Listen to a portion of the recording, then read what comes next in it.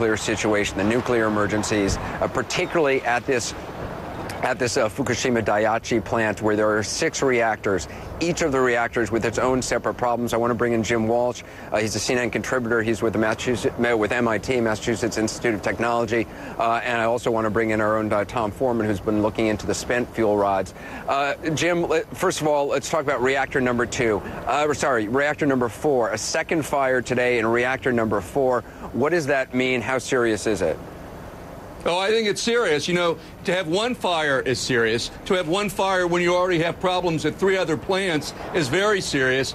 But when you have a repeat fire at the same place, you know, the first time, maybe that's bad luck.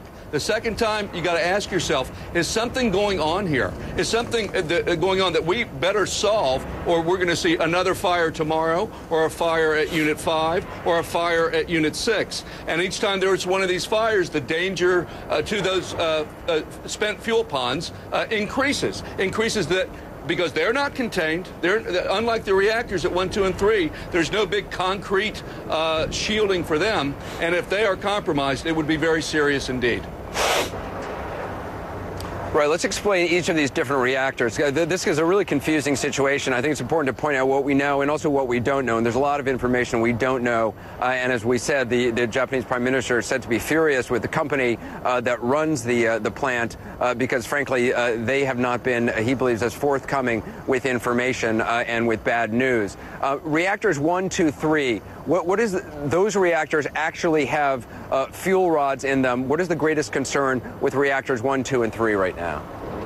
Right, so they're 2 completely separate problems. Unfortunately, they're all problems happening at the same time. So we have reactors 1, 2, and 3. We have a reactor that has a fuel inside the reactor, and there's concern that there is a partial meltdown at each of these 3 reactors. And so the question is, will the containment vessels, will the 3 feet of concrete and reinforced steel hold that together so that those partial meltdowns do not reach the environment? And that's what people are concerned about, especially for reactor number 2. Last night there was an explosion inside the reactor, and you had the government and the IAEA speculate that the containment vessel, the last line of defense, had been damaged, possibly compromised. We don't know that for sure, but that's what people are concerned about. That if there's a partial meltdown, it would leak out into the environment. Now you have a different set of reactors, 4, 5, and 6. Those reactors are not running; they're in cold shutdown.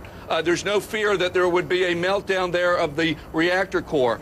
Instead, there's a separate concern. That is that the waste. We remember, Anderson, when these reactors, they burn the fuel, and then you have waste, and you have to put that waste somewhere. Well, unfortunately, the decision was made, right, we're going to store that waste right next to the reactor, and they're vulnerable in a different sort of way. Right, and I should just clarify, NHK is saying they're not sure. The image that they just put out, that distant image taken from a helicopter, they're not sure if the smoke is coming from reactor 3 or reactor 4. If it was reactor 4, it could possibly have been from the fire that broke out today, the second fire. If it's reactor 3, we're not sure what that would be from at this point. I want to bring in, though, Tom Foreman. Tom, you've been looking into this issue in reactors 4, 5, and 6, the spent fuel pods. Basically, formerly fuel rods that no longer have enough to actually produce energy, but are obviously still very radioactive. They're normally kept under about 20 to 30 feet of water.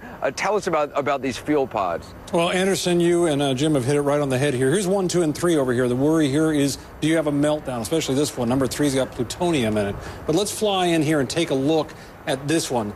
The fuel rods, what Jim was just talking about, are kept up here in water, like this. These are the spent fuel rods. There are none in the active part. If you did have active ones, they'd be in here, and this would be considered hotter radiologically than this. And just as Jim mentioned a minute ago, look at this. This is what matters. This is the concrete containment area, and you can see that the spent rods are outside of it.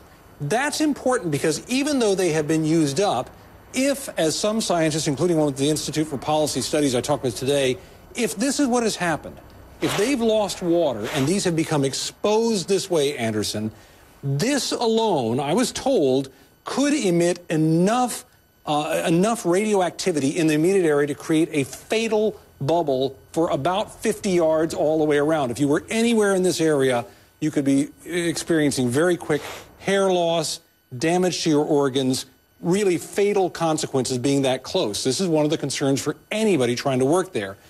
But even if they're not completely uncovered, if this is the source of the fire, the other thing that you're having here is this question of smoke. If that smoke we saw a minute ago is coming from a fire in here, then that smoke alone is carrying cesium-137, or it should be.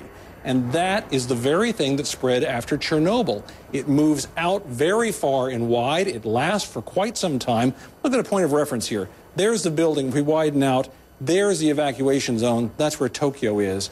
The question about cesium-137, Anderson, is it's very aggressive. It stays out there, and it acts like potassium, which means it gets into the food chain, into our grains, into our meats, into our fruits and vegetables, and from there it gets into us. That's why there's so much concern about those spent fuel rods and whether or not they're burning. If the zirconium shell on that is burning and it's throwing cesium into the air, that's the very, very real fear here. So far, the readings further out are not indicating that kind of danger to people, but some of those readings quite close are showing a lot of this.